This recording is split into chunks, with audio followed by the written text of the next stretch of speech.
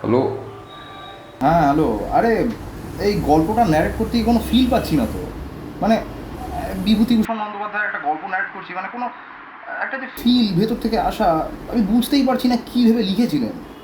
আরে না না, ওই ফিলটা বুঝতে গেলে তোকে বিভূতি এস্ক বুঝতে হবে, বুঝলি? বিভূতি এস্ক মানে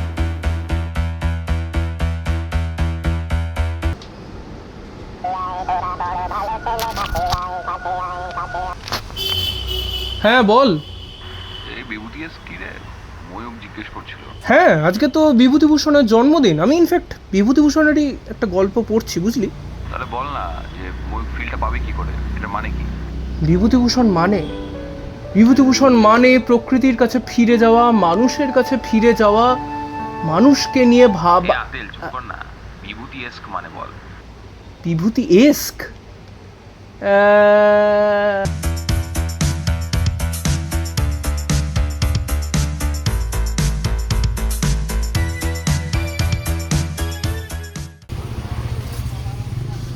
রৌনক, বল।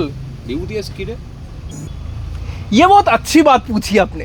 দেখ, 19th সেঞ্চুরি রিয়ালিজম আর তার সঙ্গে ইটালিয়ান নিউ রিয়ালিজম, এটা যখন ভারতের সাহিত্যে একটা দুর্দান্ত প্রভাব ফেলতে শুরু করে, সেই সময় কিন্তু বিভূতিভূষণ একটা সম্পূর্ণ আলাদা দৃষ্টিকোণ থেকে ওর সাহিত্য। চুপ করে যা, আর ভালো লাগবে না। তমন বল ভাই, বিভূতি এস্ক কি? সকাল সকাল ইস্কের প্রশ্ন করছিস কেন ভাই? তুই সিঙ্গেল না? প্রচন্ড রকম, বাদ দে না। আচ্ছা শুনুন, বলছি বিভূতিভূষণের জন্মদিন আজকে। কার? Famous writer. তো বাদ দিন ওসব কথা, আমি আপনাকে একটা গল্প বলছি, পাতি গল্প। আপনি বলুন আপনি থাকলে কি করতেন। আপনি একটি বাচ্চা মেয়ে, ঠিক আছে? আপনার বিয়ে থাওয়া হয়ে গেছে, তখন তো আর্লি বয়সে বিয়ে হয়ে যেত। তো 13-14 বছর বয়সে আপনার বিয়ে টিয়ে হয়ে গেছে। শ্বশুর বাড়িতে আপনার একটা ছবরির হাটটার পড়ে আছে, শ্বশুর বাড়ির লোকেরা কিছুতেই দিচ্ছে না। আপনি আপনার ভাইকে নিয়ে ঠিক করলেন যে যাবেন ওখানে গিয়ে হাটটা আমি এবারে নিয়েই আসবো। শাশুড়ি রাগটা করে এনতার পেটালো, আপনাকে খেতে টেতে দিল না, তারই দিল। আপনি দুঃখ করে বাড়ি চলে এলেন। স্টেশনে আছেন, স্টেশনে ওয়েট করছেন, তখন দেখছেন একটা ঝকঝকে তকতকে দার্জিলিং মেল এলো। এটা খুব সুন্দর দেখতে, হেভি দেখতে। ওর ভেতরে লোকগুলো তখনকার দিনে সাহেব বিদেশিনী সব আছে। আপনার দেখে খুব ভালো লাগলো। আর তখন আপনার মনে হলো যে শাশুড়ি মেরেছে, হাটটা চলে গেছে। কিন্তু এই ট্রেনটা এত সুন্দর যদি থাকে, তাহলে এইটুকু কষ্ট হলেও অসুবিধা নেই। ট্রেনটা দেখেই কি করবো? লাভ নেই বলুন না। ওইসব ট্রেন ফ্রেন দেখে কি হবে? ছবরির হাট চলে যাচ্ছে যেখানে, এই পাউরুটিটা খাওয়া হয়ে গেলে কি করবেন? আচ্ছা, আপনি হিউম্যানিজম জিনিসটা বোঝেন? না। বিভূতিভূষণ বন্দ্যোপাধ্যায় সম্পর্কে শুনেছেন? হ্যাঁ শুনেছি, কি শুনেছেন? এই নানা রকমের কথাবার্তা শুনেছি। আচ্ছা, মনে করুন আপনি পথের পাঁচালীর একটা ক্যারেক্টার, তার একজন দিদি আছে, তারা একসঙ্গে কাশবন ভেদ করে ট্রেন দেখতে যেত। ট্রেন। এইবার সেই দিদি যখন মারা গেলেন, মনে করুন আপনি অপুর জায়গাতে আছেন, তখন ট্রেনটা দেখতে গিয়ে আপনার কি মনে হবে? দিদির কাজ বাজ করতে হবে না? আমার তো এখন শোক তাপ, এখন আমার কি ট্রেন দেখাটা কি সম্ভব?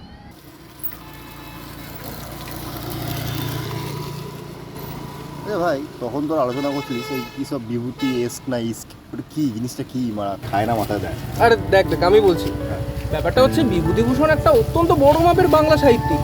সে তার লেখার মধ্যে দিয়ে কত রকমের মানুষ, কত রকমের জীবনকে তুলে ধরেছে। এবার তার তো একটা লেখন শৈলী থাকবে নাকি? সেই লেখন শৈলীটাই আসলে বিভূতি এস্ক। এখন শৈলীটা কে বলে দেবে? হ্যাঁ, আমি বলবো, বল। হ্যাঁ, মা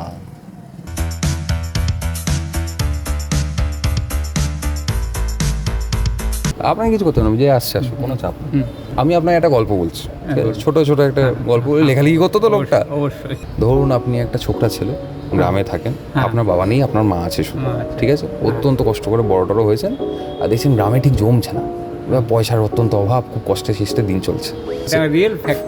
আচ্ছা। মা বাবা মারা যায়, হ্যাঁ। তারপর আমি এখানে আসি, খুব অল্প মাইনের মধ্যে ট্রাস্টি বোর্ডের কাজে ঢুকি। বর্তমানে একটু হয়তো মাইনে বেড়েছে, চলে যাচ্ছে কোনো রকম সংসার। আমি তো দৈন্যের দায়ী এখানে এসেছি। আমার প্রান্তর বাঁকুড়া জেলার গ্রামের বাড়ি, রুক্ষ গ্রাম, সেখানে আমার বাড়ি। এখানে ব্যবসা করি। কিসের ব্যবসা? চল্লু মদ। আচ্ছা, ভালো চলে? হ্যাঁ চলে কালারিং মাল। এই যে সামনে পুজো আসছে, আপনার চুল্লু মদের দোকানে এসে কেউ হুইস্কি, ব্ল্যাক লেবেল এইসব চায় না? হ্যাঁ চাই তো, পাশের দোকানে পাঠিয়ে দিই, পাশের দোকানে পাঠিয়ে ফুচকার জলে ভরে বিক্রি করে, মানে ব্ল্যাক ফুচকার জলে বিক্রি করে। একটা টক জলের জায়গায় হুইস্কি থাকে, রাম থাকে, ভদকা থাকে, যে যেরকম বলে তাকে। যে যেরকম পছন্দ করে। এই তুমি নতুন যে বাংলা সিনেমাগুলো বেরোয় সেগুলো দেখো? হ্যাঁ বাংলা দেখবো না, বাংলায় থাকি, বাংলায় খাই, বাংলায় পড়ি। তাহলে ফেভারিট সুপার হিরোকে? দেব। দেব? আরে দেবের চাঁদের পাহাড় দেখেছো নাকি তুমি? না দেখতে পাইনি গো। চাঁদের পাহাড়টা দেখে ফেলবে, আজকে বিভূতিভূষণের জন্মদিন, তার লেখা গল্প নিয়ে চাঁদের পাহাড় হয়েছে। চাঁদের পাহাড়, যে বাঘ, বাঘের আমাদের জঙ্গলে। হ্যাঁ আমাজন ওর দেখেছি। বুনি পেছে। দেখেছি। ধরো তুমি এই যে রোজ ব্যবসা করছো, তো মাঝখানে তোমার মানে কোনো একটা দিন ধরো তো খুব খারাপ দিন যাবে, তখন তোমার কেমন করে দিনটা কাটাবে? তখন ওই সন্ধ্যেবেলায় বন্ধুদের সঙ্গে, বন্ধুর সঙ্গে মানে আড্ডা হ্যাঁ সন্ধ্যেবেলায় বন্ধুদের সঙ্গে লাল জল, সাদা জল, নীল জল। ভাই আরে কি হলো, মানে এটা কি?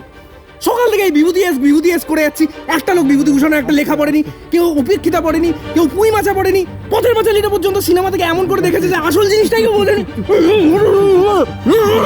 ভাই পারবো ভাই, আমরাও পারবো ভাই, আমরা পারবো। বিভূতি এস বের করবো ভাই, তুই কাঁদিস না, রোরা কাঁদিস না, আমরা পারবো ভাই। না না সব ঠিক হয়ে যাবে। কি মজা চলছে এখানে? আমার ন্যারেশনটা হলো না। একটা গল্প ন্যারেট না করলে এক সেকেন্ড শোন, তিনজনে ভালো করে শোন। শুক্রবার গল্প আসবে, আজকে বিভূতিভূষণের জন্মদিন। আমি ন্যারেট করতে পারিনি, ফোন তো করছিলাম, এখনো গল্প আসেনি। এই